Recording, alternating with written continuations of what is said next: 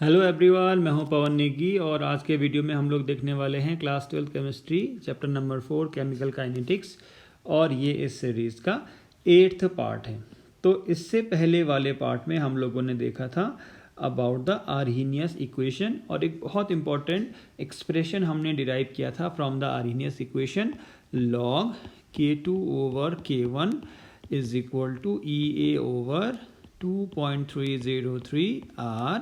यहाँ था T2 minus T1 over T1 into T2। तो ये जो K1 और K2 हैं वो दो अलग अलग टेम्परेचर पे रेट कांस्टेंट हैं। रिएक्शन का EA आपको पता है एक्टिवेशन एनर्जी है, R गैस कांस्टेंट है। क्योंकि T2 माइनस T1 लिखा है, इसका मतलब है T2 क्या होगा, T1 से बड़ा ही होगा। अब इस वीडियो में हम क्या देखने वाले हैं, एक्टिवेशन एनर्जी को थोड़ा और डिटेल में पढ़ेंगे। तो देखिए, activation energy and transition state. तो एक्टिवेशन एनर्जी क्या होती है, मैंने आपको बताया, the excess energy over and above the average kinetic energy of the reactant which must be supplied to the reactant to undergo chemical reaction is called activation energy EA। किसी reactant की क्या होती है, अपनी एक एवरेज काइनेटिक एनर्जी होती है, ठीक है। और उसको रिएक्शन उसके जो कॉलिजन है वो इफेक्टिव होने के लिए उसके पास कितनी एनर्जी होनी चाहिए, थ्रेशोल्ड एनर्जी होनी चाहिए। कई बार रिएक्टेंट के पास थ्रेशोल्ड एनर्जी अवेलेबल होती है, कई बार नहीं होती है। तो इन दोनों का जो गैप है, जितना एनर्जी हमें एक्स्ट्रा देना है, उसी को हम कह रहे हैं एक्टिवेशन एनर्जी। यही डेफिनेशन है। सो कुल मिला के जो क्या हो जाएगा, एक्टिवेशन एनर्जी हो जाएगा, वो डिफरेंस हो जाएगा किसका, तो हमने क्या निकाला यहाँ से, जो E थ्रेशोल्ड है वो हो जाएगा E activation plus E average. तो मैं यहाँ से E एक्टिवेशन को लिख सकता हूँ threshold energy minus average kinetic energy, right. So it is equal to the difference between the threshold energy and average kinetic energy of the reacting molecules. तो EA activation energy is equal to E threshold minus E reaction या E average एक ही बात है, ये इसी को E average भी कह सकते हैं आप। सो आपको पता है, अगर एक्टिवेशन एनर्जी कम होगा so reaction will B fast, मतलब उसका रेट ज़्यादा होगा। और अगर एक्टिवेशन एनर्जी क्या है, बहुत ज़्यादा है, तो reaction will be slow, it means its rate will be low. अब है एक्टिवेटेड कॉम्प्लेक्स या ट्रांजिशन स्टेट क्या होता है। देखिए, मान लीजिए दो रिएक्टेंट है आपके पास A2 और B2, इन्होंने प्रोडक्ट में चेंज होना है और प्रोडक्ट है AB। तो एक्टिवेटेड कॉम्प्लेक्स या ट्रांजिशन स्टेट का क्या मतलब है, एक ऐसी स्टेट रिएक्टेंट और प्रोडक्ट के बीच में जिसकी एनर्जी सबसे ज़्यादा होती है, मतलब वो हाईली अनस्टेबल होता है और वो फिर उसके बाद किस में चेंज होता है, प्रोडक्ट में। तो और तरीके से समझिए, देखिए यहाँ रिएक्टेंट है, दो रिएक्टेंट A इनके बीच में एक बॉन्ड है, मतलब मॉलिक्यूल है A का, ऐसे B का एक मॉलिक्यूल है, दो B के एटम के बीच में बॉन्ड है। अब जब प्रोडक्ट हमारा बनना है A और B, तो होगा क्या दोस्तों, जो A के बीच में जो एग्जिस्टिंग बॉन्ड है, क्योंकि बॉन्ड तो A और B के बीच में बनना है, तो A के बीच में जो एग्जिस्टिंग बॉन्ड है वो टूटने पड़ेंगे, B के बीच में जो एग्जिस्टिंग बॉन्ड है वो टूटने पड़ेंगे, और A और B के बीच में नया बॉन्ड बनना पड़ेगा। तो ये एकदम से नहीं हो पाएगा, एक स्ट्रेट इनके बीच में आती है, ये हम ऑर्गेनिक में भी देखेंगे, जहां पर क्या होता है, the bond between A and A is partially broken. आप यहां देखिए, इस वाली स्टेट में देखिए, the bond between A and is partially broken. तो पहले ये सॉलिड लाइन से दिखाया था जब ये एक पूरा बॉन्ड था, अब ये आधा टूटा है, ये टूटने की तैयारी में है, तो डॉटेड लाइन से दिखा रहे हैं। देखिए, in the same way the bond between B and B is also partially broken. यहाँ देखिए, B और B के बीच में बॉन्ड पार्शियली ब्रोकन है, टूट रहा है, तो इसके डॉटेड लाइन से दिखाया है। और इनिशियली क्या था, A और B के बीच में कोई बॉन्ड है ही नहीं, तो बॉन्ड बनेगा, एकदम से तो नहीं बनेगा, धीरे धीरे बनेगा। तो यहाँ देखिए, A और B के बीच में जो बॉन्ड है वो पार्शियली फॉर्म्ड है, A और B के बीच में जो बॉन्ड है वो भी पार्शियली फॉर्म्ड है, ठीक हो जाएगा। तो एक ऐसी ट्रांजिशन स्टेट बनेगी जहां पर, एक ऐसी स्टेट बनेगी जहां पर जो ओल्ड बॉन्ड है दे आर पार्शियली ब्रोकन, दिखाई दे रहा है आपको, जो ओल्ड बॉन्ड है दे आर पार्शियली ब्रोकन, जबकि जो न्यू बॉन्ड हैं दे आर पार्शियली फॉर्म्ड, जो नए बॉन्ड हैं वो क्या हैं, पार्शियली बने हैं। और उसके बाद वो किस में चेंज हो जाता है, प्रोडक्ट में चेंज हो जाता है। प्रोडक्ट में देखिए ए और ए के बीच का बॉन्ड पूरी तरीके से टूट गया है, बी और बी के बीच का बॉन्ड पूरी तरीके से टूट गया है, और जो ए और बी के बीच का बॉन्ड है वो पूरी तरीके से बन गया है। तो ये एक ऐसी स्टेट है जो रिएक्टेंट और प्रोडक्ट के बीच में है और इसकी सबसे ज़्यादा एनर्जी होती है। सबसे ज़्यादा एनर्जी होने का मतलब है इट इज़ हाईली अनस्टेबल, और उसके बाद ये प्रोडक्ट में चेंज हो जाता है। मतलब रिएक्टेंट को इस ट्रांजिशन स्टेट को पार करके ही प्रोडक्ट में चेंज होता है, रिएक्टेंट इस ट्रांजिशन स्टेट को पार करके ही प्रोडक्ट में चेंज होता है। और हम डायग्राम देखेंगे आगे। सो देखिए उसको हम थोड़ा डिफाइन कर लेते हैं। The activated complex state is unstable transition state. नाम से पता चला ट्रांजिशन स्टेट का मतलब एक फॉर्म से दूसरी फॉर्म में चेंज हो रहा है, रिएक्टेंट प्रोडक्ट में चेंज हो रहा है। Of the reaction which is midway between the reactant and product, ये मैं आपको बता चुका हूं। It is very short, it has a very short life span, मतलब बहुत कम इसकी लाइफ होती है। That's why it is very unstable and splits into the product to acquire the state of lower energy. तो जो ट्रांजिशन स्टेट है उसकी एनर्जी रिएक्टेंट से भी ज़्यादा है, प्रोडक्ट से भी ज़्यादा है। हम ग्राफिकल रिप्रेजेंटेशन आगे देखेंगे तो ज़्यादा क्लियर होगा। और भी कई एग्जाम्पल हम ले सकते हैं। ए और B2 रिएक्शन कर रहे हैं, AB + B बना रहे हैं। तो पहले क्या होगा, यहाँ बॉन्ड पार्शियली बनेगा और यहाँ बॉन्ड पार्शियली टूटेगा, फिर यहाँ का बॉन्ड पूरी तरीके से टूट गया, यहाँ का बॉन्ड पूरी तरीके से बन गया। ये हम केवल समझाने के लिए आपको बता रहे हैं। अलग अलग रिएक्शन में अलग अलग टाइप के ट्रांजिशन स्टेट या एक्टिवेटेड कॉम्प्लेक्स हो सकते हैं। ठीक है, अब आप थोड़ा इस ग्राफ को देखिए ध्यान से। राइट, तो आप देखिए ये है रिएक्टेंट, यहाँ से रिएक्शन शुरू हो रही है, ये रिएक्टेंट है, और ये जो ER है ये है average kinetic energy of the reactant. ठीक है, ये देखिए आप ET, ये है threshold energy of the reaction, मतलब मिनिमम इतनी एनर्जी होनी चाहिए, then only the reactant will change into the product. Right, कितनी एक्स्ट्रा एनर्जी देनी है आपको, आपको देनी है एक्टिवेशन एनर्जी के बराबर एक्स्ट्रा एनर्जी देनी है। ER में आपको जोड़ना है एक्टिवेशन एनर्जी, तो आपका क्या बन जाएगा, थ्रेशोल्ड एनर्जी बन जाएगा, मिल जाएगी आपको। और थ्रेशोल्ड एनर्जी मिलने के बाद ही वो जो हाईएस्ट एनर्जी वाला पॉइंट है, ये एनर्जी की एक्सिस है Y एक्सिस, और X एक्सिस पे आप देख रहे हैं प्रोग्रेस ऑफ द रिएक्शन। तो हाईएस्ट एनर्जी वाला जो पॉइंट है दोस्तों वो है एक्टिवेटेड कॉम्प्लेक्स। वो क्या है, एक्टिवेटेड कॉम्प्लेक्स है। ठीक होगा, जैसे ही वो एक्टिवेटेड कॉम्प्लेक्स तक रिएक्शन पहुंची उसके बाद हमने कहा उसका जो लाइफ स्पैन है वो बहुत छोटा होता है, तो वो तुरंत किस में कन्वर्ट हो जाता है, प्रोडक्ट में कन्वर्ट हो जाता है। अब इस केस में देखिए जो प्रोडक्ट की एनर्जी है वो देखिए कम है। EP का मतलब है एनर्जी ऑफ प्रोडक्ट, ER का मतलब है एनर्जी ऑफ रिएक्टेंट। ठीक है, तो इस एक्सिस पे देखेंगे तो यहाँ देखिए EP और ER, तो ये जो एनर्जी का गैप है ये है एनर्जी ऑफ द रिएक्शन। इसका मतलब है जब ये रिएक्शन होगी तो इतनी एनर्जी रिलीज होगी, डेल्टा E, और ये क्या है, ER - EP, या आप इसको ऐसा लिखते हैं जनरली EP - ER, क्योंकि प्रोडक्ट का एनर्जी कम है, इसका मतलब है ये डेल्टा की कैसा होगा, नेगेटिव होगा, और नेगेटिव होने का मतलब है एक्सोथर्मिक रिएक्शन होगी। तो आप ये समझिए जब भी एक्सोथर्मिक रिएक्शन होती है तो जो प्रोडक्ट है उसकी एनर्जी रिएक्टेंट से कम होती है। राइट, तो ये ग्राफ को देख के आपको समझ में आया होगा एक्चुअली में what is average kinetic energy of the reactant, what is threshold energy, what is activated complex, right, and what is the energy of the product and what is the energy of the reaction। ये बहुत ध्यान देने वाली बात है। तो energy of the reaction मैंने आपको बताया delta E = E product - E reactant. इस केस में ये नेगेटिव है क्योंकि ये एक्सोथर्मिक रिएक्शन है। वही चीज़ हम यहाँ से भी देख सकते हैं। ठीक है, अब इसमें आप देखिए ये है रिवर्सिबल रिएक्शन के लिए हम किस तरीके से डिफाइन करते हैं एक्टिवेशन एनर्जी को।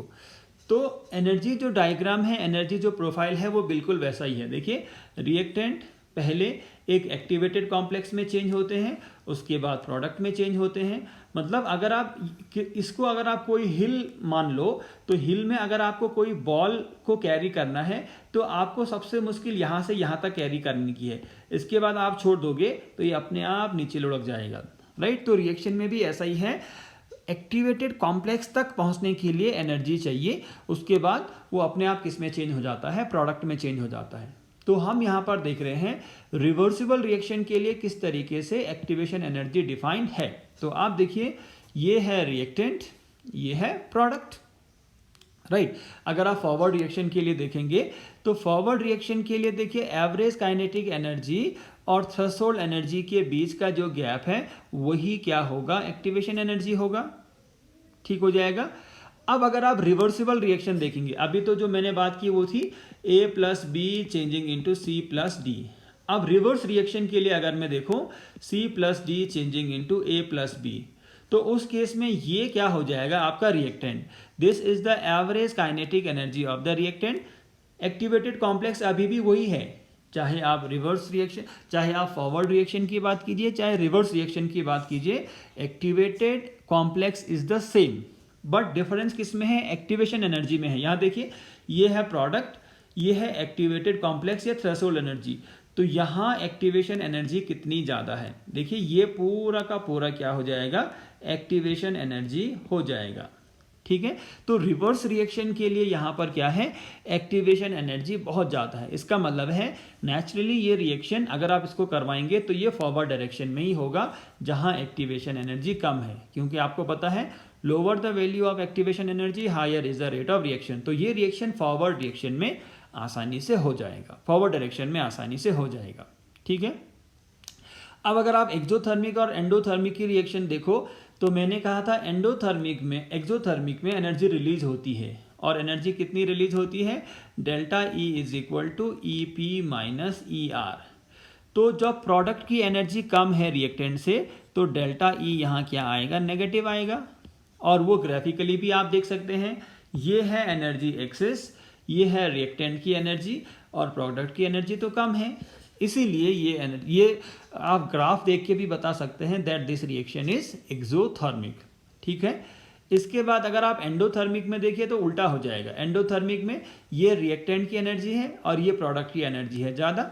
अब यहाँ अगर आप एनर्जी ऑफ रिएक्शन निकालोगे तो ये हो जाएगा ई प्रोडक्ट माइनस ई रिएक्टेंट, और यहाँ देखिए क्योंकि प्रोडक्ट की एनर्जी ज़्यादा है तो ये कैसा होगा दोस्तों, पॉजिटिव। तो इस तरीके से भी हम ग्राफिकली जो एनर्जी प्रोफाइल है एक्सोथर्मिक और एंडोथर्मिक का वो देख सकते हैं। इसके बाद एक लास्ट टॉपिक थ्योरी का इस चैप्टर में बच जाता है, effect of catalyst on the reaction rate.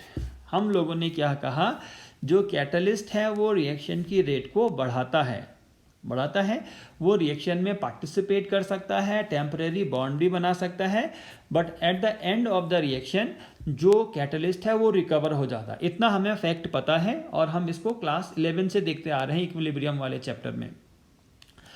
आज हम क्या देखने वाले हैं कि जो कैटलिस्ट है वो किस तरीके से रिएक्शन का रेट बढ़ाता है। हमें तो पता है जनरली जो कैटलिस्ट है वो रिएक्शन का रेट बढ़ाता है, बट आज हम देखने वाले हैं how the catalyst increases the rate of reaction, ठीक है। तो एक सीधा सा एग्जांपल हम लेते हैं, पोटेशियम क्लोराइड को जब आप हीट करते हैं लेबोरेटरी में तो ये देता है potassium chloride and oxygen, and this is the laboratory method for the preparation of oxygen. Oxygen बनाने का ये लेबोरेटरी मेथड है। तो अगर आप इसको मैंगनीज ऑक्साइड की एब्सेंस में करते हो तो बहुत स्लो रिएक्शन होती है, बहुत धीरे धीरे या बहुत टाइम लगेगा आपको एक सर्टेन अमाउंट ऑफ ऑक्सीजन को प्रोड्यूस करने में। बट अगर आप इसी रिएक्शन को करवाते हो in the presence of manganese oxide, अगर आप इसी रिएक्शन को करवाते हो in the presence of manganese oxide, अगर आप इसी रिएक्शन को करवाते हो in the presence of manganese oxide, तो ये रिएक्शन बहुत जल्दी हो जाती है। सो द सब्सटेंस, राइट, तो मतलब वो कैटलिस्ट की तरह काम कर रहा है MnO2। तो कैटलिस्ट की डेफिनेशन क्या है, the substance which increases the rate of a reaction and can be recovered chemically unchanged in mass and composition after reaction are called catalyst. ऐसे सब्सटेंस जो रिएक्शन के रेट को बढ़ाते हैं और लास्ट में रिकवर हो जाते हैं केमिकली अनचेंज। केमिकली अनचेंज का मतलब है MnO2 MnO2 ही रहेगा, वो और MnO4 या कुछ और नहीं हो जाएगा, और उसका मास भी वही रहेगा। Chemically unchange in mass and composition are called catalyst. अब ये कैसे बढ़ाते हैं रिएक्शन का रेट, वो हम देखने वाले हैं और बहुत इंपॉर्टेंट है। देखिए, the catalyst increases the rate of reaction by providing a new path. ये बहुत इंपॉर्टेंट चीज है दोस्तों, by providing a new path in which it forms a activated complex of lower energy. Activated complex क्या है हम देख चुके हैं। अब ये क्या करता है, एक नया एक्टिवेटेड कॉम्प्लेक्स बना देता है जिसकी एनर्जी क्या होती है, कम होती है पहले के कंपैरिजन में। So the activation energy becomes lower for catalyzed reaction as compare to the uncatalyzed reaction. इसका मतलब क्या है, कैटलिस्ट एक दूसरा क्या बना देता है, एक्टिवेटेड कॉम्प्लेक्स बना देता है। एक्टिवेटेड कॉम्प्लेक्स क्या है आपको पता है, और इस एक्टिवेटेड कॉम्प्लेक्स की जो एनर्जी है वो पहले के कंपैरिजन में, पहले के कंपैरिजन का मतलब जब आप कैटलिस्ट यूज नहीं करते हो तब के कंपैरिजन में कम होती है। तो जो एनर्जी बैरियर है वही कम हो गया, तो ऑब्वियस सी बात है रिएक्शन का रेट बढ़ जाएगा। एक एग्जांपल से हम लोग समझते हैं, A plus B, A B में चेंज हो रहा है, तो A प्लस बी क्या बनाएंगे, एक एक्टिवेटेड कॉम्प्लेक्स पहले बनाएंगे, बाद में ये ए बी में चेंज हो जाएंगे। तो ये अनकैटलाइज है, मतलब कोई कैटलिस्ट हमने यूज नहीं किया है। जब हम कैटलिस्ट यूज करते हैं तो वो एक्टिवेटेड कॉम्प्लेक्स बनाने में कैटलिस्ट पार्टिसिपेट करता है। It forms temporarily bond with the reactant. तो ये एक्टिवेटेड कॉम्प्लेक्स बनाने में ये पार्टिसिपेट करता है, बाद में ये फ्री हो जाता है, तो आपके पास ए बी बन गया और सी फ्री हो गया। तो कुल मिला के यहाँ एक नया एक्टिवेटेड कॉम्प्लेक्स बना है जिसमें कैटलिस्ट ने पार्टिसिपेट किया है। अब आप इसको ग्राफिकली देखेंगे तो आपको समझ में आएगा। देखिए, ये है रिएक्टेंट, ये प्रोडक्ट, मतलब आपको सीधा सीधा पता चला है एक एक्सोथर्मिक रिएक्शन की बात हो रही है। तो अगर आप पर्पल वाला जो लाइन है उस पर फोकस कीजिए तो ये है बिना कैटलिस्ट का। तो रिएक्टेंट पहले एक ट्रांजिशन स्टेट में चेंज हो रहे हैं और फिर प्रोडक्ट में चेंज हो रहे हैं, राइट।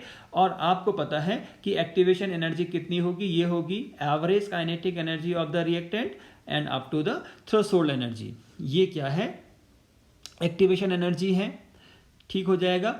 अब अगर आप फोकस करेंगे on the green line, green जो लाइन है उस पर फोकस कीजिए, तो ये उस लाइन को रिप्रेजेंट कर रहा है जब आपने कैटलिस्ट लिया है और कैटलिस्ट ने एक नया ट्रांजिशन स्टेट बनाया है, ये वाला।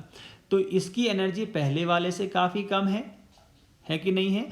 तो अगर एक्टिवेटेड कॉम्प्लेक्स की एनर्जी ही कम हो गई, मतलब थ्रेशोल्ड एनर्जी कम होगी, तो सीधी सी बात है एक्टिवेशन एनर्जी कम होगी। यहाँ कितनी एक्टिवेशन एनर्जी है, और पहले तो एक्टिवेशन एनर्जी इतनी थी, साफ साफ लिखा भी है, आप देख सकते हैं ग्रीन में क्या लिखा है, एक्टिवेशन एनर्जी, सॉरी एक मिनट, तो ग्रीन में क्या लिखा है, activation energy with catalyst present, ये ग्रीन वाला, और ये पूरा यहाँ से यहाँ दिखा रहा है activation energy with no catalyst present. Reactant अभी भी वही है, प्रोडक्ट अभी भी वही है, केवल क्या हो रहा है, जो ट्रांजिशन स्टेट है उसका चेंज है, एक्टिवेटेड कॉम्प्लेक्स का चेंज है, एनर्जी जो एक्टिवेशन एनर्जी है वो कम हो रही है। तो आपको पता है एक्टिवेशन एनर्जी अगर कम है तो रिएक्शन का रेट कम हो जाता है। तो इस तरीके से हमने समझा कैटलिस्ट क्या करता है, एक नया पाथ प्रोवाइड करता है रिएक्शन के लिए, जिसमें वो एक नया एक्टिवेटेड कॉम्प्लेक्स बनाता है जिससे एक्टिवेशन एनर्जी कम हो जाती है और रिएक्शन का रेट बढ़ जाता है। Simple, right. तो अगर आप सम अप करेंगे इस चीज़ को, सो हमने कहा दैट कैटलिस्ट में undergo intermediate physical change or it can form temporary bond with reactant but it is recovered at the end of the reaction। Physical form भी चेंज हो सकती है और ये टेम्पररी बॉन्ड बनाता है, तभी तो नया एक्टिवेटेड कॉम्प्लेक्स बना जब इसने टेम्पररी बॉन्ड बनाया, ठीक है। और हमको पता है, हम क्लास 11 से पढ़ते आ रहे हैं that it does not shift the position of equilibrium. हमको पता है, ये हम इक्विलिब्रियम वाले चैप्टर में पढ़ चुके हैं लास्ट ईयर। ये इक्विलिब्रियम की पोजीशन को शिफ्ट नहीं करता है। क्यों नहीं करता है वो भी हमें पता है, क्योंकि ये फॉरवर्ड रिएक्शन और बैकवर्ड रिएक्शन दोनों को इक्वली क्या करता है, कैटलाइज करता है, इक्वली कैटलाइज करता है। However equilibrium is attend earlier. मान लीजिए विदाउट कैटलिस्ट जो इक्विलिब्रियम है वो 1 आवर में आ रहा है, और विद कैटलिस्ट जो इक्विलिब्रियम है वो 10 सेकेंड्स में आ जा रहा है। तो जल्दी इस्टेब्लिश हो जाता है, बट पोजीशन वही रहती है। They are specific in nature, मतलब कई बार आपको हर रिएक्शन के लिए पर्टिकुलर कैटलिस्ट देखने को मिलते हैं। जैसे हमने एग्जाम्पल लिया था, यहाँ पर हमने जो एग्जाम्पल लिया था शुरू में ये वाला, तो आप यहाँ पर MnO2 की जगह में आयरन नहीं ले सकते हैं। आयरन भी एक कैटलिस्ट की तरह काम कर सकता है या करता है, बट हर रिएक्शन के लिए स्पेसिफिक कैटलिस्ट होते हैं। ठीक है, स्पेसिफिसिटी का ये मतलब है। इसके बाद लास्ट में लिखिए it does not change delta E और delta H of the reaction, मतलब जो एनर्जी चेंज है वो पहले जैसा ही रहेगा। तो आप देखिए एनर्जी चेंज का क्या मतलब है, फिर से मैं आपको बता देता हूँ। डेल्टा ई का मतलब होता है energy of product minus energy of reactant. तो देखिए प्रोडक्ट तो अभी भी वही है, उसकी एनर्जी भी वही होगी, ये है EP, रिएक्टेंट भी वही है ER, तो इनके बीच का गैप भी तो वही होगा। तो जो ओवरऑल जो एनर्जी चेंज है रिएक्शन के लिए, उससे कोई फर्क नहीं पड़ता है, कैटलिस्ट का उस पर कोई फर्क नहीं पड़ता है, right. So this was all about the catalyst and how it increases the rate of reaction. तो इसी के साथ दोस्तों ये जो थियरी वाला पोर्शन है ये खत्म हो गया है केमिकल काइनेटिक्स में। एक और हम पार्ट लेके आएंगे इसका, जिसमें हम सीखेंगे इसके न्यूमेरिकल पोर्शन, राइट। तो आई होप आप लोगों को ये समझ में आया होगा पूरा थियरी वाला सेक्शन। इन केस आपका कोई डाउट है तो प्लीज़ कमेंट कीजिए, and thank you very much for watching this video.